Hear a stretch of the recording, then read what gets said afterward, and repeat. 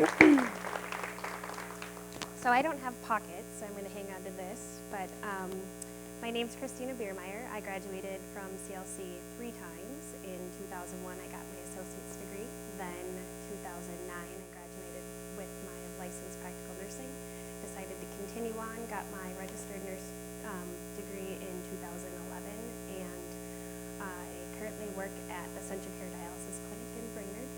And I've been there, today is 8 years, so it's kind of exciting for me. My mom is the dental instructor here. She's been with the college for over 40 years, so it's kind of a familiar place for me. I grew up here. I know some of the instructors. It's kind of fun to come back. So if you know my mom, she always has a big heart and puts passion into things that she really loves. And she kind of pushed me to do this. And, so we'll see how it goes. I'm not a public speaker. I'm a nurse. So I'm here today to talk about Haiti. I went to Haiti in October. This was part of the group that I went with. I'm in the back, black headband, black sunglasses. We'll go to the next one.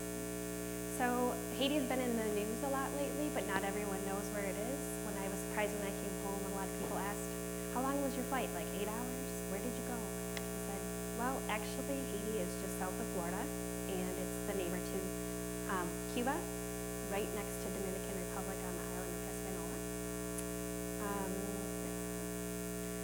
It's slightly smaller than the state of Maryland, and the capital of Haiti is called Port-au-Prince, and there are approximately 11 million people living in Haiti, with about 2 million living in Port-au-Prince and nearby cities. It is the poorest country in the Western Hemisphere, with over 60% of the population living under the poverty line.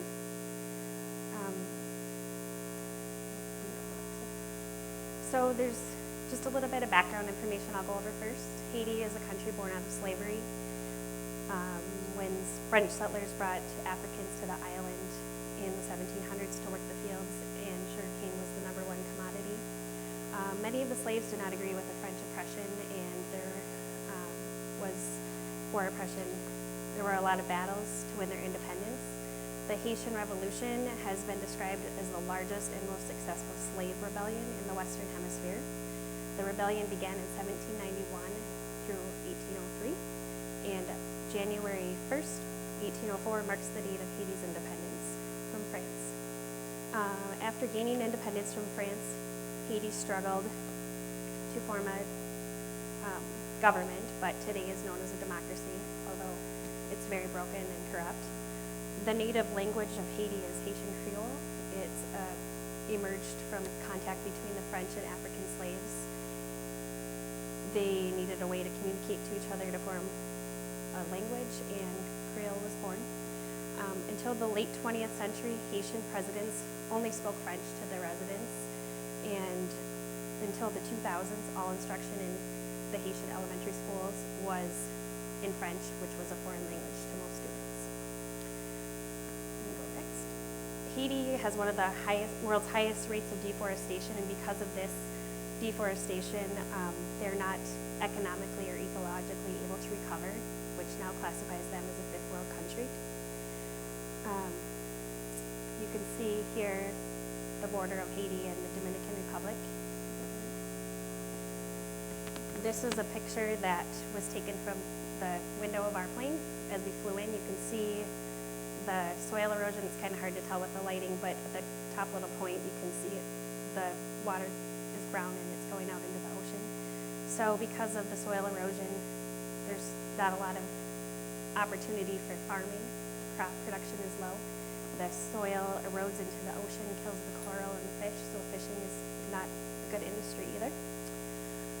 Not only has Haiti been stripped of its resources, but it's also vulnerable to disaster.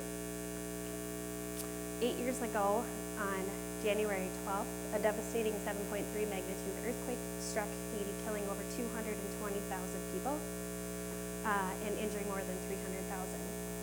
To put this number into perspective, we lost over 1,800 people in Hurricane Katrina, which is one of our bigger disasters that we've had in the United States.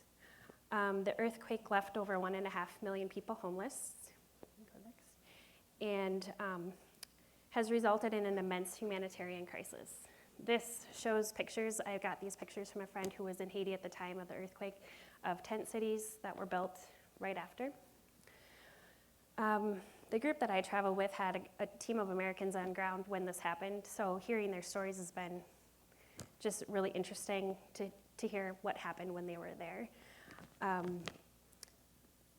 They had just opened a clinic at the orphanage that week. They were doing amputations with just nothing but baby aspirin. They had no pain medication. They were tearing bed sheets to make tourniquets. They were using makeshift things for crutches. It's just really unbelievable. So many lives were lost that identification of the bodies was nearly impossible. They have mass graves. That'll be the next one. Oh, I'll talk about this one too. This is my friend Jean. She's in the right here on the end. She was helping a man next to the orphanage clean out his house and get things that he could salvage. And she said immediately after this picture was taken, an aftershock came and the house completely went to the ground. So very lucky that the team that was there didn't get hurt. But as I said, mass graves where dog bodies were burned. They had no way to really identify people in such a hurry. So it was really devastating. Parents lost their kids lost their parents, and it was just utter chaos. Okay. Then, here's the mass grave. This is in Leogane where I was. On the left is a picture I took off the internet, but that's what it looks like when we walked by. And the right's a picture I got from my friend who was there at the time. Then in October 4th, 2016, Hurricane Matthew landed. It was categorized as a Category 4 hurricane. Heavy rains, flooding, winds up to 150 miles an hour, devastated the island, hit more of the poor areas of Haiti. About 20% of the population, primarily in the poorest regions of the country, were affected. 900 people were killed, and parts of Haiti were completely destroyed. Go to the next. This is a picture of the town of Biermaier, which is on the southern end of Haiti. The one on the left would be before, and the one on the right is after. Okay. A couple pictures of the devastation, just a lot of loss. So when this happened, I started noticing some of my friend Jean, who I mentioned earlier. I started noticing her Facebook posts about pray for Haiti, think of Haiti, and she kept posting these things, and I knew she had been there before, and I wanted to know what could I do to help? Is there anything that I could do? And she reached out to me and said, if you could do one thing for me, would you just please sponsor a child? And I said, okay, I'll talk to my family. I think that's the next one. So I looked up this group that she went with called Mission E4. They're out of Massachusetts, and I have 2 young boys, and I said, kids, let's pick a kid. Let's choose to sponsor a kid. And so the next slide is our sponsor child. This is Dina. She's super cute. She's 7. So we started sponsoring Dina, and little did I know I would get to actually meet her a year later. Next, please. So this is Scott and Tanya, the founders of Mission E4. They started this group in 2005 after living in Haiti for over 3.5 years. They were there doing full-time service work. They started this nonprofit organization, and while living in Haiti, they oversaw 19 elementary schools, high school, 18 churches, and a medical clinic. They had the privilege of leading close to 70 short-term mission teams and another 30 teams from 2005 to 2011. They've brought over 3,000 people on mission trips to Haiti. And they continue to lead 4 teams per year. They go January, April, July, and October. And I was lucky enough to talk my friend Christy, who is also a nurse with the Central Care Dialysis Program, into traveling with me.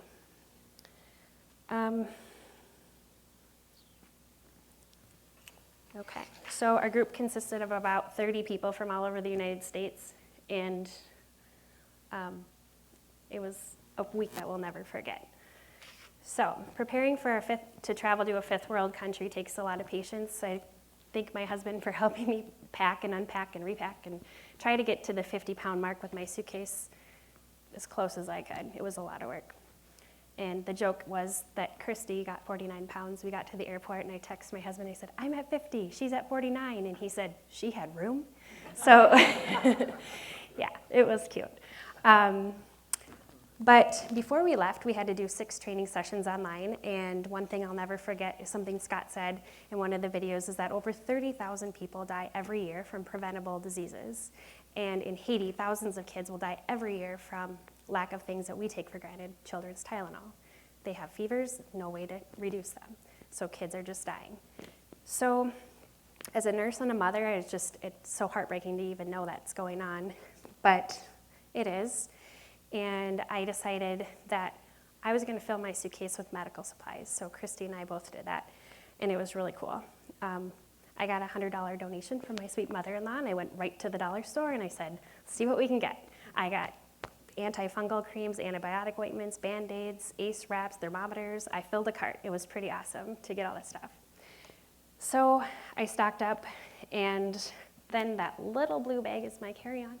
And as you'll see in some of these slides, women have to wear skirts where we went. So I had some skirts and a lot of food because I was sure I wasn't going to eat anything while I was there. But it turns out I was wrong. The food was really good. Next. And we even had spaghetti for breakfast one day. So I had to take a picture of my food every day and text my mom because she was worried I wasn't going to eat. But I did. A lot of fruit, a lot of mangoes. It was really good.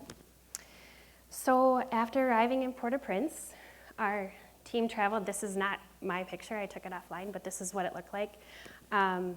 We traveled 25 miles outside of the city, and we were told to go to the bathroom before you leave the airport. Fill up your water bottle before you leave Miami. Just be ready for up to 6-hour ride. So we were all thinking 25 miles should not take that long. But it did take us a couple hours to get where we were going. And there's only one rule of the road. The bigger vehicle has the right of way. So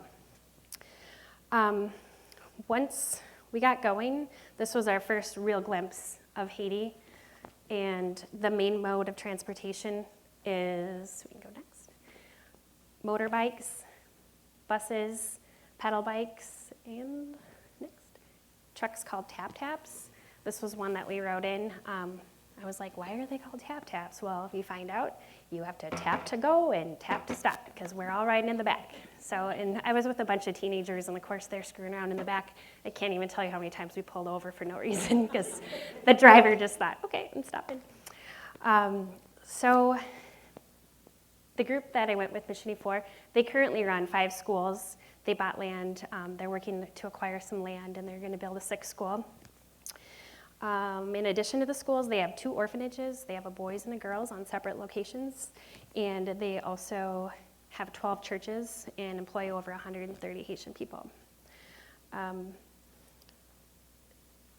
The next slide, please. This is the guest house that we stayed at. This is the designer of the building. Is actually probably the Hilton of Haiti. 2 separate shower areas, some sinks, and then bunk housing on top. Next. And this is a look from the front of the property back. So I actually stayed on the one on the left. The unemployment rate in Haiti is 80%. Most people get a job making about $2 a day. You can go next. This is one of the schools. So school is not free in Haiti, and many families can't afford to pay for education, so simply their children just don't go. On average, only 50% of kids in Haiti go to school, and of those 50%, 90% of those kids are going to a mission-run facility.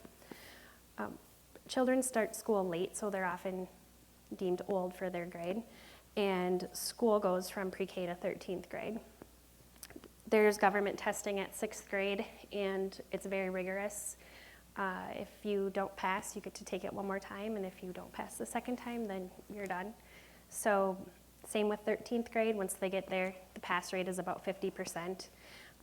Mission E4 actually had their first graduating class last year, which was really exciting for them. The cool thing about them, if you don't pass 13th grade, Mission E4 works really hard with those kids because they know how hard they've worked in school to get into a trade or get a job. So that's really awesome. This is the school in Leogan. That building was actually donated after the earthquake. It's across the street from the girls' orphanage. This is inside one of the classrooms. Next. This is Pastor Bazile. This was last week. Some of the kids at the Leogan school. He runs pretty much the whole thing down there. He's a really awesome guy. His story is really neat. This is the school in Basan.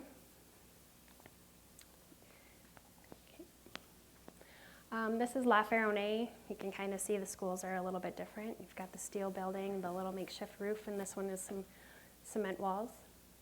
Okay. And then this is a classroom in Fauché. Okay. And then we went to La Cool one day and we did some kids programs with the kids. That was really fun. So those are the 5 schools that they're running. They also have a high school. And another benefit in addition to education is with this program, kids are getting a hot meal Monday through Friday.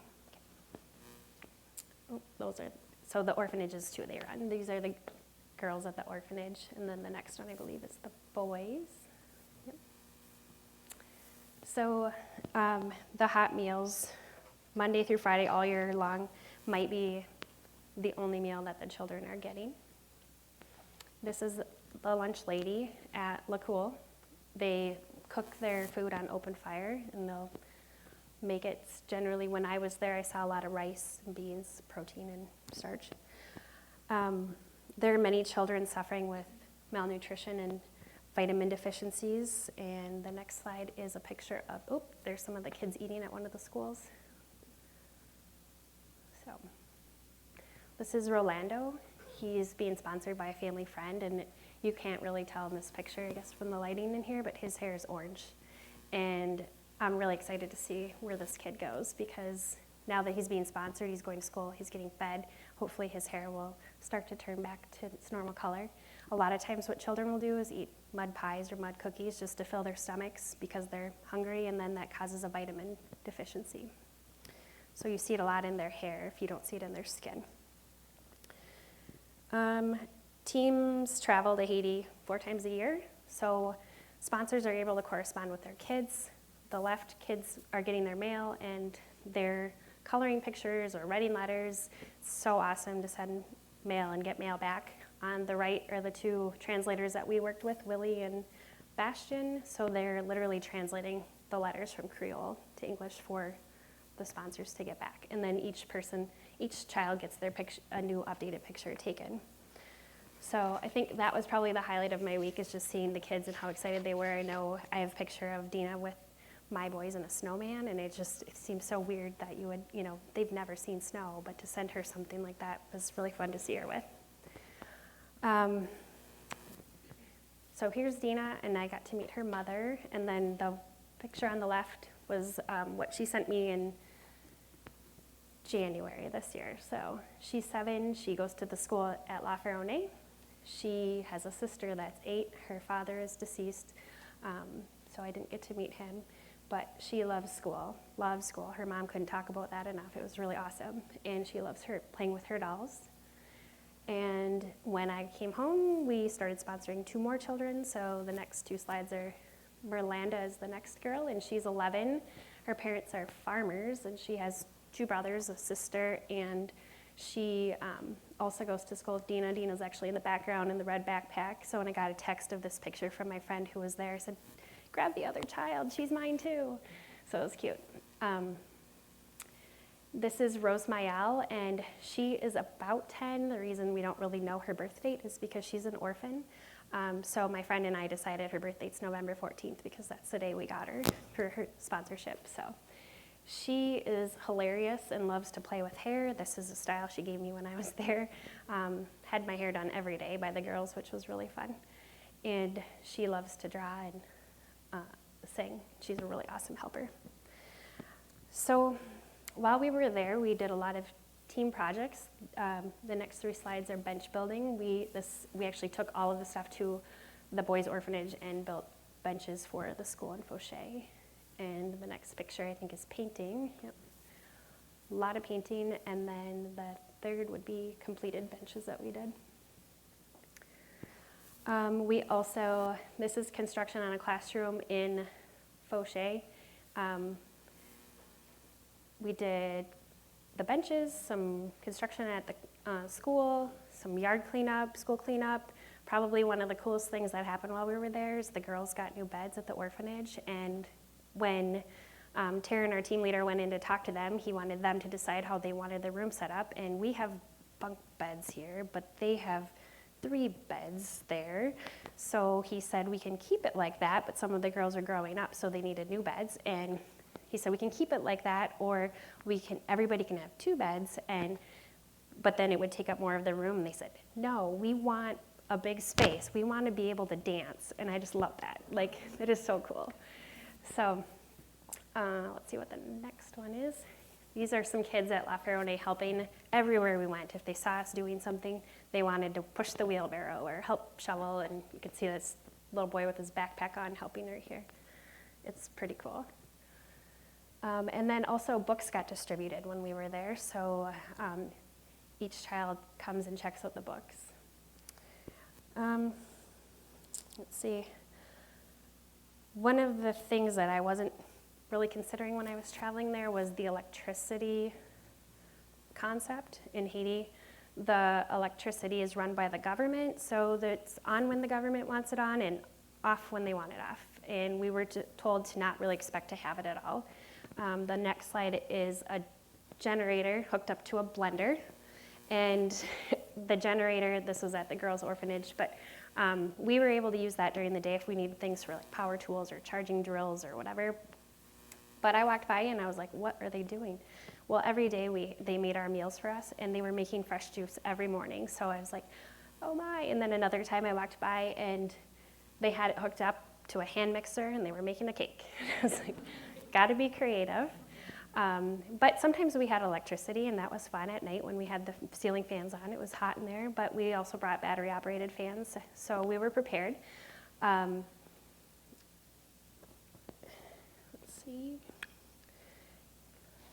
Oh, that's a picture of me. Yep. So it's warm in Haiti, and I was in charge of keeping everyone hydrated. I made lunches, which I think is the next slide, with my friend Tiffany. This was every day. We had to pack a suitcase of food wherever we were going. We brought enough stuff to make sandwiches for our team, and I was also on the first aid team. So, yeah, I think that's. The next, we'll talk about the medical care. This was something that I was really interested about because of being a nurse. The hospital on the left here is the hospital in Léogâne where we were. Really quite interesting. So here's the hospital, and that's a picture I found online of pharmacies. I was a little bit just taking it all in, so I didn't take as many pictures as my teammates did. On the right-hand side, you have a whole road of pharmacies. So for example, if someone were to get hurt and need medical care, let's say like a man cuts his arm and he needs to go to the hospital, he would literally walk into the hospital with his bleeding arm, pay the doctor to see him. The doctor would write out everything they needed, from gloves, suture kit, antiseptics, whatever. So he walks out of the hospital with his list, his bleeding arm, over to the pharmacy and has to go shopping for all of the stuff. Then he takes it back to the hospital. Hopefully he's still okay. And yeah, and he pays the doctor again to take care of his arm or whatever he needs done. Then let's say now he needs antibiotics because this could get infected. Well, he's probably out of money or has a little bit left, so he'll take his prescription over to the pharmacy, buy whatever he can get. Maybe he's supposed to have 10 pills, but he can only afford 2, so he gets those. So now we have somebody who's not only potentially going to have an infection, but somebody who is going to be antibiotic resistant or not really doing what he's supposed to do. But they're buying what they can afford. So if this person had to stay in the hospital because this needed more care, then this man would have to find a family member to move in. They'd have to provide the bedding. They would have to feed him, bathe him, take care of everything for him except for just the medical care that he's there. So it's kind of a big deal. The children of the Mission E4 program have access to the clinic at the Léogâne Orphanage, which I think is the next picture.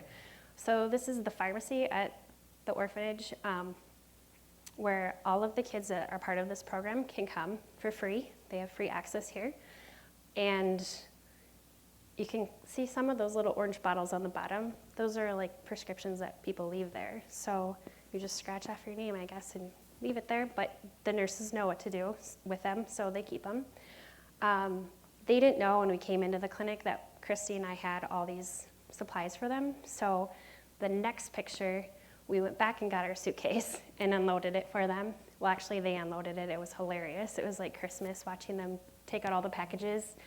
I think the coolest thing was we had surgical masks in there, and they started laughing, and I said, "What did they say?" They said something in Creole, and Taryn said, they said, "It literally translates to hide your nose." And we're like, oh my gosh, that's so awesome. Hide your nose, yeah. So that was really cute. Christy doesn't like this picture. She worked really hard. Yeah, she was a bench builder. It was cool. I did other stuff, but, and then this is a little dark picture, but this is from January. All of the kids in the program came and had well checks done. So one of the girls that went, she could speak fluent Creole, and then the nurse that was there when we were there is working, doing the charting and the paperwork. But what they found with the kids is now there's a lot of dental needs. I brought like 500 toothbrushes from my mom, but they were like, what are we gonna do with these? I think the education piece is missing, so maybe next time I go back we'll work on that. But kids chew on sugarcane. That's how they brush their teeth there. So it's quite interesting. But the clinic's also available to the community for a small fee, which is in a kind of middle ground, which is nice. I think the next was, oh, yep. So when I came back, Chris and I went to a conference. It was like a get together when we got home, and Mission E4 does Big 4 for E4, which there are 4 big projects they do every year, and 3 of the 4 for 2018 will affect Haiti. They're planning to update the Fauché, which is the boys' orphanage. They're planning to update the kitchen area. They want to add a propane system so they can have a refrigerator and a stove, because like refrigeration isn't going to happen without electricity. So they also want to put in a generator house and have that available, put ceramic tile in all the floor, update the perimeter walls. The middle picture, you can see the kids sitting outside of the classroom. That is also on this same property. It's the Fauché Elementary School. They're planning to expand to 10 classrooms. 3 of the 10 were done in 2017. We started building the 3rd classroom when I was there. So that's the second big project. And then the 3rd project is Cristella's Restaurant, which is kind of hard to tell what that is, but it was a building we ate in every day. And this is right on the orphanage property. Christella was one of the orphans that lives there, and she did all of our cooking with the girls while we were there. She's got an amazing story. And they're adding a 2nd level, and once that level is done, then they'll bring in restaurant grade equipment and they'll start a restaurant there. So the girls are already learning culinary skills, and so they'll have jobs running the restaurant, they'll have business opportunities, and kind of learn how to take care of themselves, which I think is really cool. If you go online and like Mission E4 on Facebook, there's a ton of updates on this project just within the last 2 weeks. They're already on the 2nd floor working on putting the roof on this week, so it's pretty cool. Let's see, when I came home, I felt really compelled to continue to help, and I decided that I would be a volunteer sponsorship representative. So when I came home, I just shared my story, and I've so far been able to get 15 kids sponsored, which is really fun. And it's not just about sponsorship. You can get involved by helping with one of the Big 4 projects. The things that sponsorship include are your child would get an education, hot meal, Monday through Friday. They get the school uniform material, school books, vacation Bible school all summer. They get access to the medical clinic, and you get to correspond. And if you want to meet your child, you can go. So 4 times a year they go, like I said, January, April, July, and October. And I'm actually planning to go back this October, 13th through the 20th. So it's over at MEA. It would be fun. Let's see. So I think the next is a little video that was put together by some Mission E4 staff, and it's just 2 minutes long. But it's kind of cool.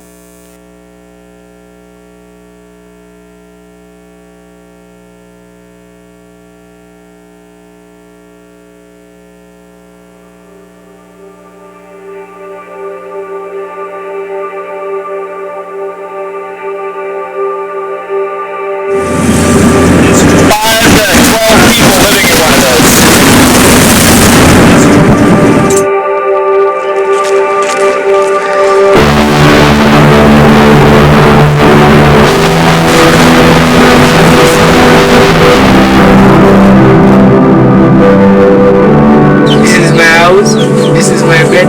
This is where I live. We're coming into what's known as a tent city, kind of, I guess, romanticizing the term here. You can see the rains have already started coming to Haiti. There's mud all over the ground.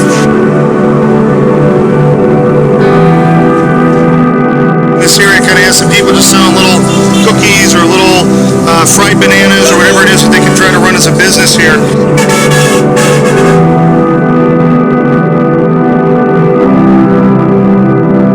None of us can move fast enough to get anything done here. We need a lot more help.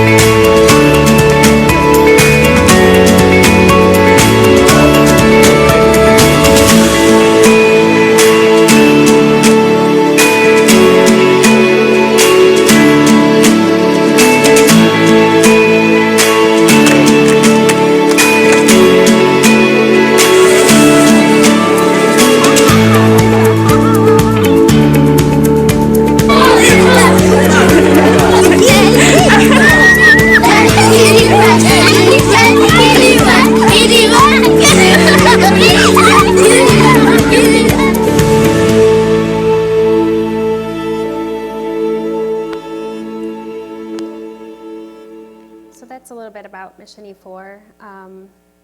It's been really endearing and close to my heart, even before I left. So we can go to the next slide. Maybe.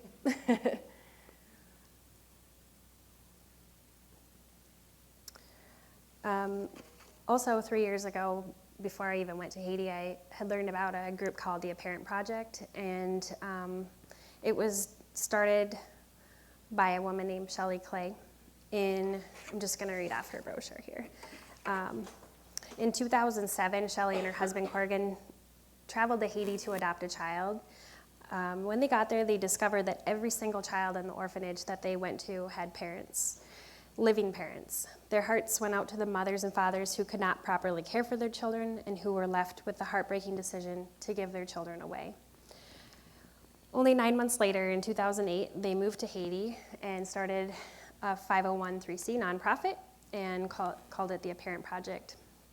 It's an organization aimed to help parents take care of their children and to make the needs of the Haitian families apparent to the rest of the world. So the Clays lived in Haiti for a year. They learned Creole, they observed orphan culture, and then launched their job creation initiative in the fall of 2009. We started with 4 women who were at risk to give up their children, and today they employ over 200 parents making goods in order to keep their children fed and in school. So Papillon Enterprise is what Shelley started, and they started this enterprise in Port-au-Prince to not employ people to make jewelry, but to make jewelry to employ people, which is really awesome. It gives job creation. The butterfly is papillon. Papillon is butterfly in Creole and French, and Shelley always loved butterflies, and to her it symbolized new life and gives hope to people who need it. So I have a little video here too about, it's the next slide, about the Apparent Project, and this is pretty cool too. Here's, should be volume, but.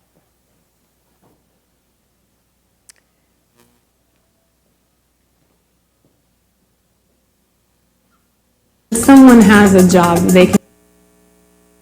The goal is employment. When you talk about employing 200 people and the average person has 3 to 4 children, the magnitude of how many kids you can help is, so much higher. When someone has a job, they can go to the hospital and get help. When someone has a job, they can buy food and feed their family. You don't have to take care of someone who can take care of themselves. Right now in the country of Haiti, they estimate that there are somewhere between 300,000 to 500,000 kids who are not with their parents. Our goal is to enable and empower parents to rise out of poverty so they can properly take care of their kids.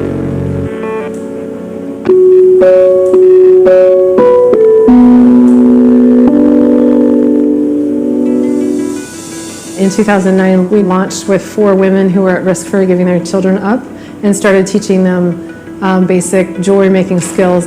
Most of the people who work here have never had a job before in their life. They don't know how to use scissors, they don't know how to sort, they don't know their colors, they don't know how to read and write. And so we're not just teaching a skill, we're teaching so many life skills. It impacts them in a broader way than just making a necklace. We started working with cereal boxes, which is a little bit heavier cardboard weight, and also gave the bead a little bit chunkier feel. We really honed in on the cereal box thing, and that's kind of what we're known for. After that, we started working with recycled aluminum cans to make small embellishment buttons, and then they started teaching them pottery. Things kept growing one after another until we now have about 6 or 7 different artisan areas that we work in. What's great about jewelry is that everyone buys it. You don't ever have enough jewelry in your life, and so it has been really a great product line to develop here. It's really been incredible to see the amount of growth. For me, at the end of my time, to be able to say 1,000 people had jobs and all of their families were able to be taken care of because of job creation here in Haiti would be such a huge success in my mind.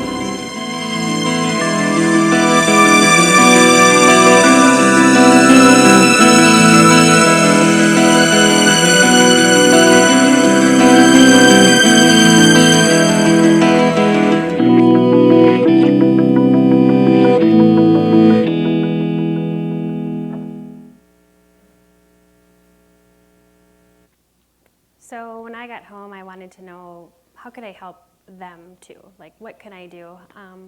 I went onto their website and learned that they were looking for cereal boxes. So I told my mom, hey, we don't eat a lot of cereal. I asked my in-laws too, and they don't either. So we started asking and posting on Facebook, like, would you please save your cereal boxes for us? Because they're going through over 400 boxes a day down there making jewelry, and each box can make up to 50 beads. And my husband and I have a table out here with some of the jewelry that they've sent, so you can check it out today.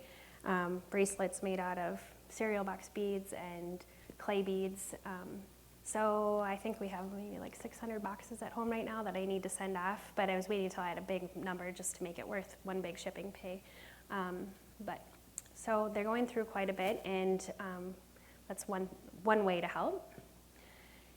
And Shelley mentioned job creation, just the cereal box beads alone.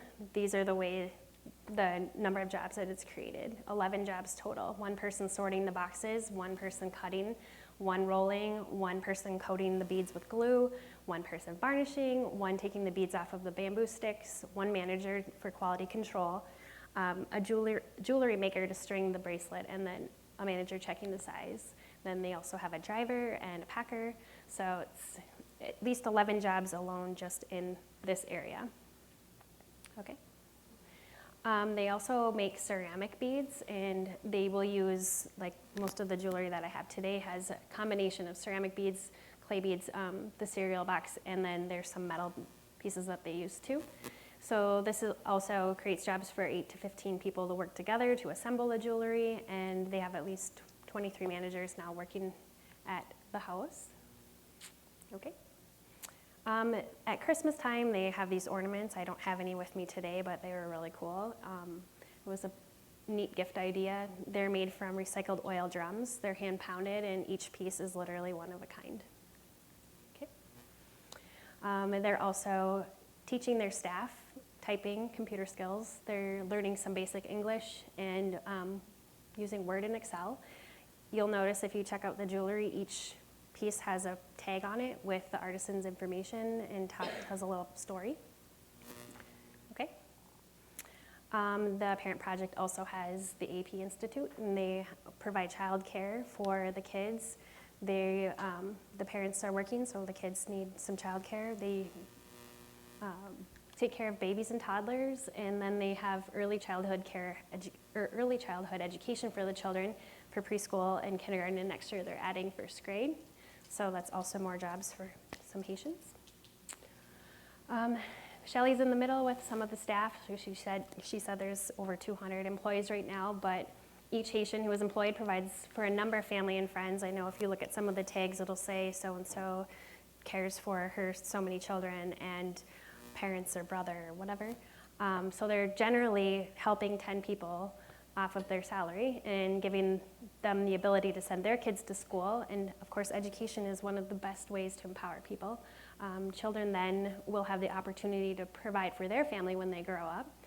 Each artisan has a unique story. Every life has been changed by their job creation. There's a really cool 7-minute video if you go online to their website. It talks about, or actually doesn't have any talking, but at the end, the artisans are holding up signs saying, you know, I lost my home in the earthquake, and this job has provided me money for rent for a new house, or I'm working to buy land. Each purchase keeps them employed and empowers them to pursue their dreams.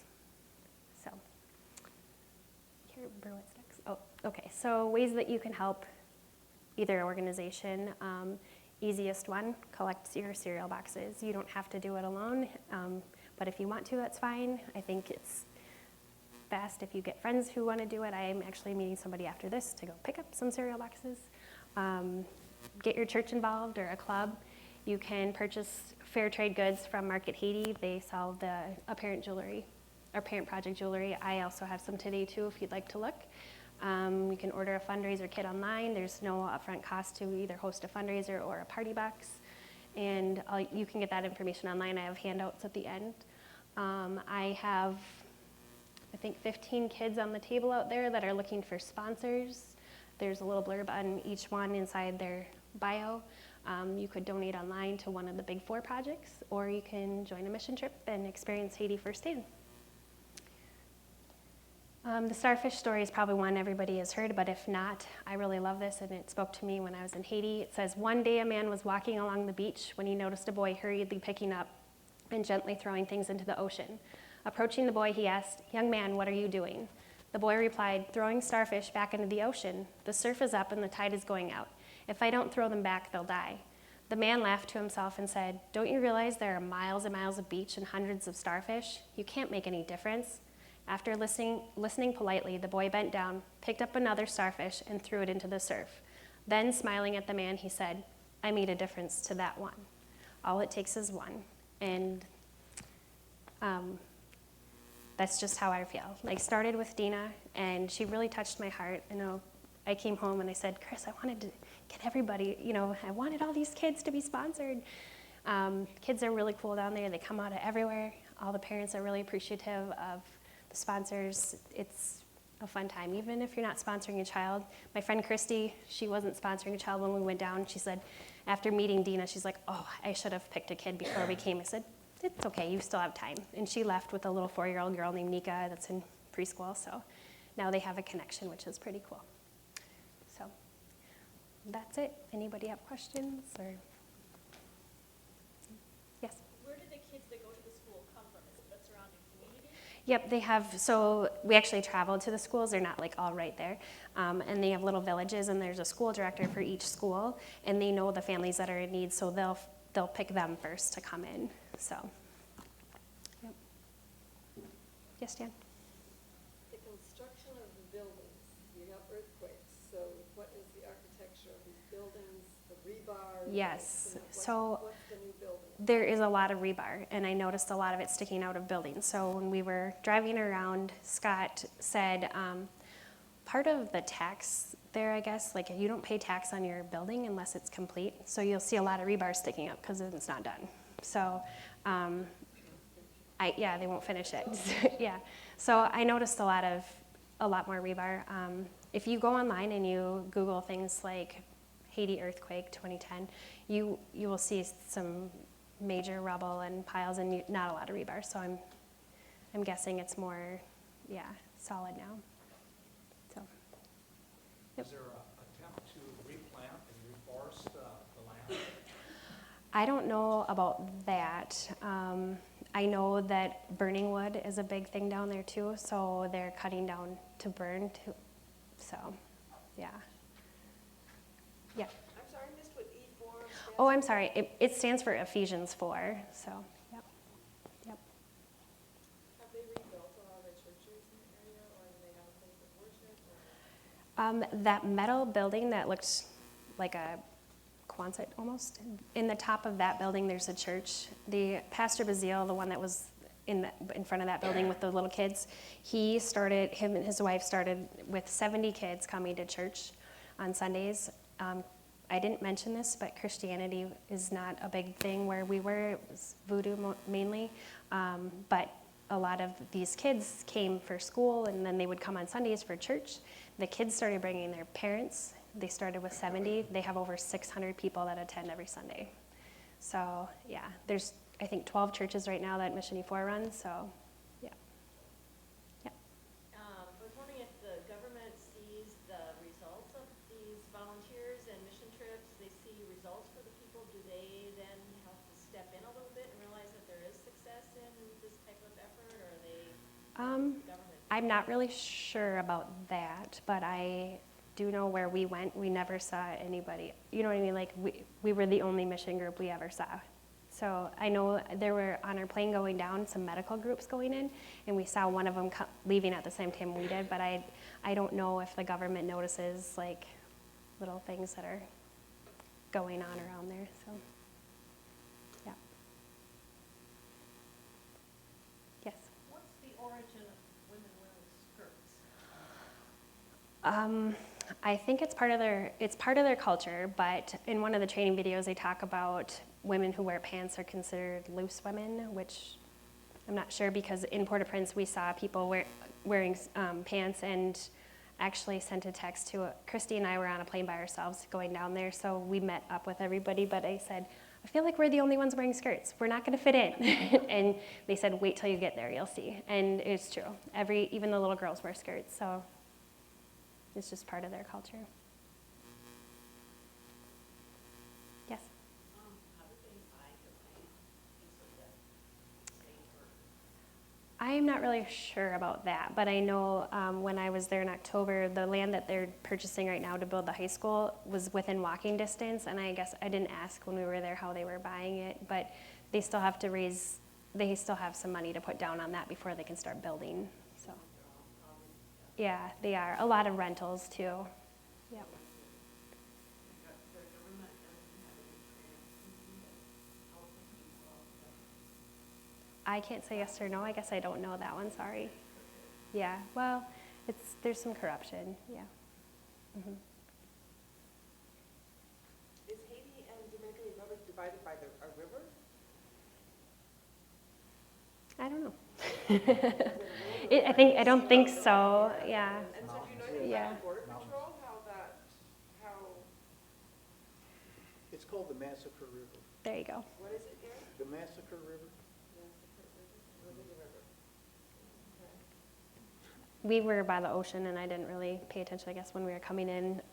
I wasn't sitting by the window, but yeah. When you were mentioning about the children that are orphans, but yet that so many of them actually actually have parents that just can't take care of them. I was wondering if the orphanages do any out-of-country adoption, if they do efforts to have children actually adopted into, say, the United States families. The orphanages that we stayed at, the kids actually are true orphans. They don't have parents. The A Parent Project, I'm not sure what orphanages they're working with, but the kids where we were not adoptable. And then I'm not sure about the other ones. My mom had some stories about someone she knows who has parents that are still alive in Haiti and were adopted by Americans here. Mm-hmm.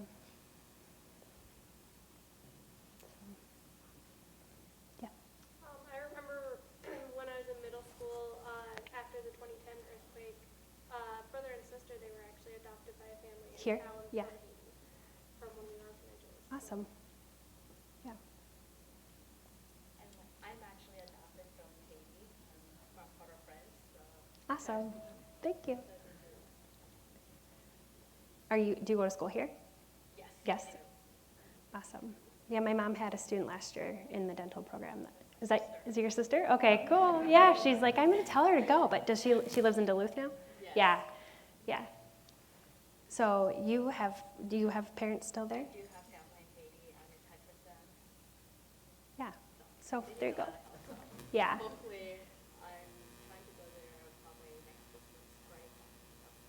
Good for you. Awesome. Good to meet you. Cool. Okay.